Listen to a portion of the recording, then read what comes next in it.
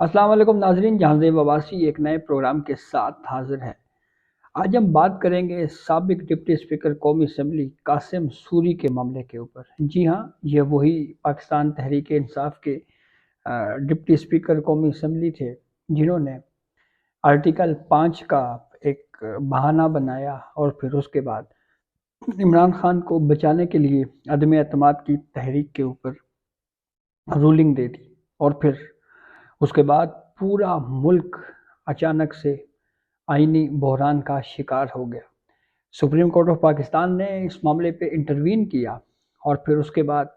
اس rolling کو غیر آئینی قرار دیا۔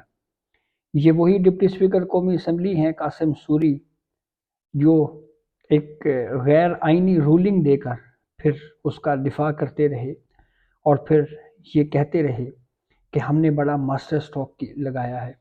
لیکن اس کے نتائج ہم نے دیکھے کہ پورے ملک میں اچانک سے ہیجانی کیفیت، پورا ملک اس ہیجانی کیفیت کا شکار ہوا، اور اس کے اوپر ایک عجیب تماشا لگا۔ تحریک انصاف اس پہ بڑی خوش تھی، لیکن پھر جب سپریم کورٹ نے اس رولنگ کو غیر آئینی قرار دیا تو پھر اس کے بعد جب عدم اعتماد کی تحریک کے اوپر ووٹنگ ہوئی اور عمران خان ایوان کا اعتماد کھو بیٹھے، اور یوں انہیں وزیر اعظم کا منصب سے ہاتھ دھونا پڑا، اور پھر اس کے بعد یہ کہا جی کہ وہ حکومت کو نہیں مانتے، پھر قومی اسمبلی سے بائیک آؤٹ کیا گیا، پنجاب حکومت چھوڑی گئی، وہ پوری ایک لمبی کہانی ہے۔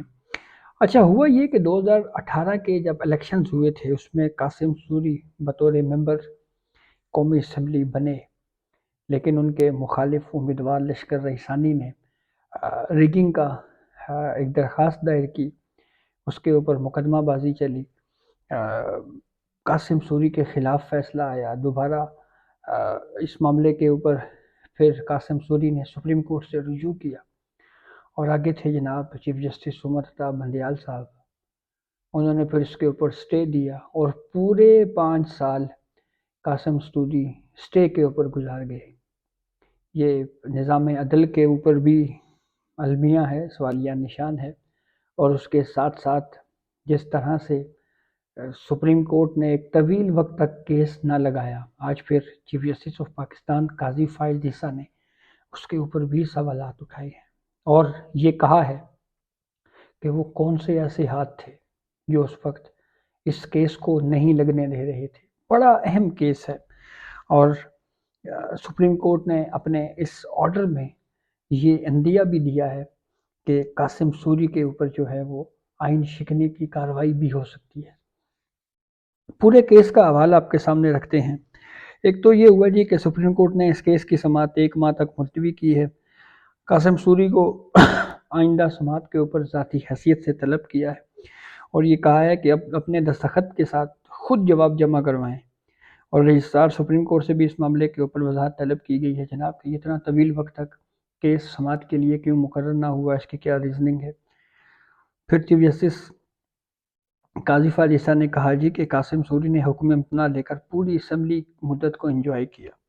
اب کہہ رہے ہیں کہ اسمبلی ختم ہو گئی ہے تو اس لیے کیس غیر مؤثر ہو گیا ہے، کہ آپ نے سپریم کورٹ میں مقدمہ نہ لگوانے کے لیے کوئی حربہ استعمال کیا تھا؟ یہ بہت امپورٹنٹ سوال ہے۔ اور پھر سپریم کورٹ نے یہ کہا ہے کہ رجسٹرار آفس 3 ہفتوں میں انکوائری مکمل کر کے اس کی رپورٹ دے کہ یہ ایک طویل وقت تک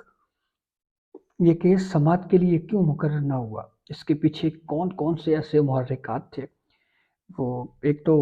ایک ٹرم ہمارے یہاں یوز ہوتی ہے، یہ کیا یہ کہیں اوپر سے حکم آیا تھا؟ یہ بہرحال یہ اعتراض قاضی فائز عیسیٰ جب بطور جج بھی اٹھاتے رہے ہیں کہ اس وقت کے جو رجسٹرار تھے وہ پی ٹی آئی کے حوالے سے جو کیسز ہیں اس وقت بھی ہمیں بہرحال یہ باتیں سننے کو ملتی تھی کہ وہ اس میں ڈیلے کیا جاتا ہے، کبھی فائلیں غائب ہو جاتی ہیں، کبھی کیا ہوتا ہے کبھی کیا ہوتا ہے۔ تو جناب اب یہ کون سا حربہ استعمال کیا گیا ہے، اس کے اوپر 3 ہفتوں میں اب رپورٹ آ رہی ہے، اور پھر سپریم کورٹ نے قاسم سوری کا کیس مقرر نہ ہونے اور سٹے برقرار رکھنے پر رجسٹرار آفس کو نوٹس کیا ہے، اور اس کیس میں ان کے حریف لشکر ریحانی کو بھی نوٹس جاری کیا ہے۔ چیف جسٹس قاضی فائز عیسیٰ نے اہم آبزرویشن دی، انہوں نے یہ کہا کہ جو ہاتھ سپریم کورٹ میں گھس گئے ہیں کہ کون سا مقدمہ لگے کون سا نہ لگے، یہ سب ہم روک رہے ہیں اب،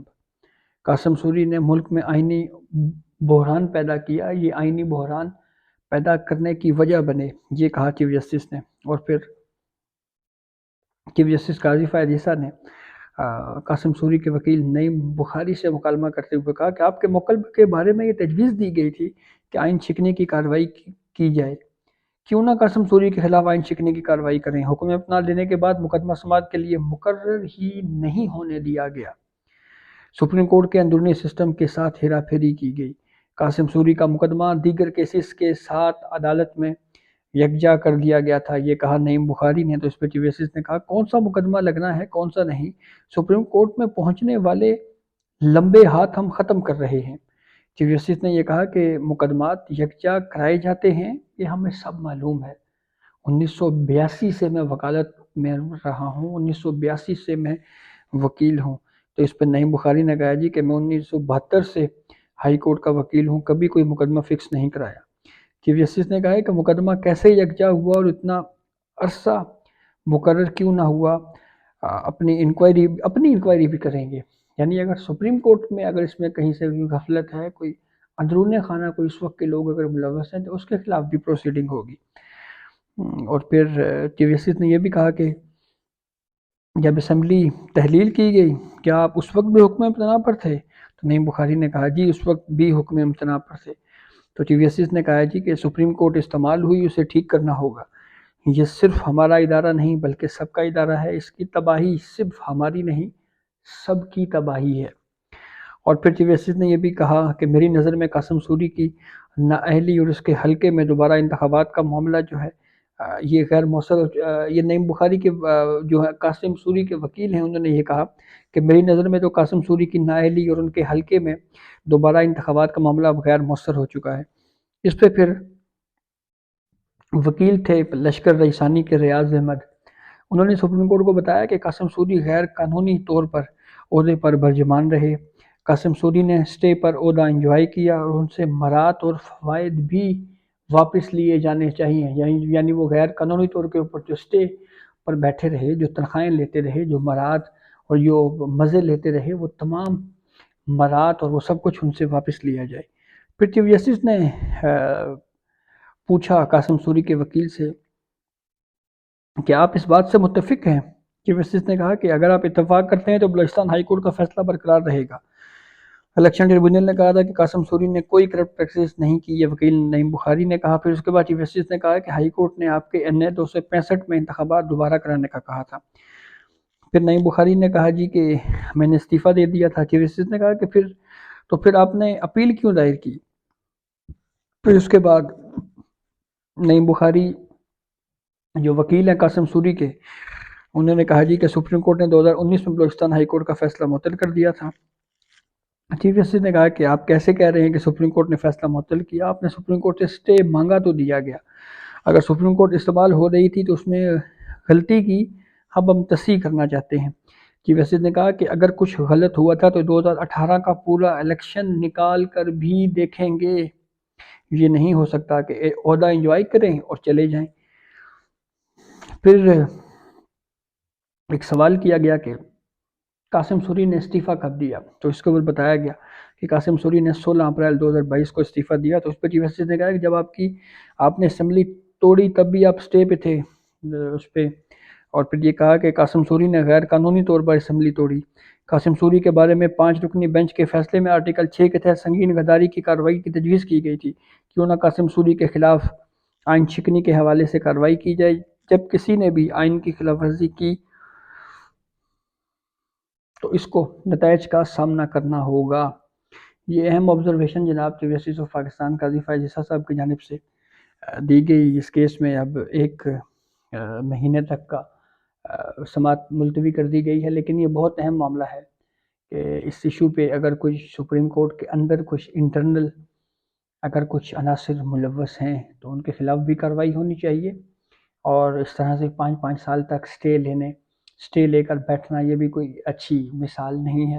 اور اچھی بات ہے چیف جسٹس آف پاکستان یا سپریم کورٹ